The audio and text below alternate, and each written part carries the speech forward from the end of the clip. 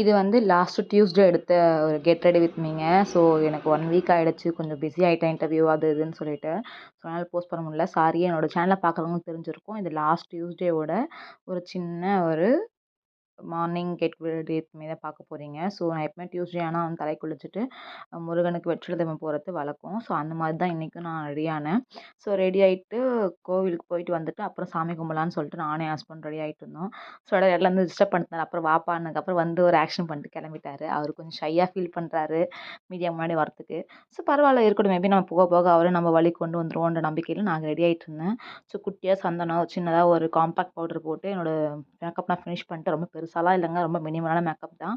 So அதுக்கப்புறம் குங்குமம், சந்தனம், லைட்டா லிப்ஸ்டிக் அப்போ என்னோட கான்ஃபிடன்ஸ்க்காக நான் எப்பவுமே லிப்ஸ்டிக் ஆட் பண்ணுவேன். என்னோட ஷேட் வந்து லைட் பிங்க் கலர் தான். அதுக்கப்புறம் கண்ணுக்கு ஹைலாஷும் போட்டுட்டு ரெடி ஆயிட்டேங்க. இவ்வளோ தான் நம்மளோட மேக்கப் ஃபினிஷ் எப்படி இருக்குன்னு கமெண்ட் பண்ணுங்க.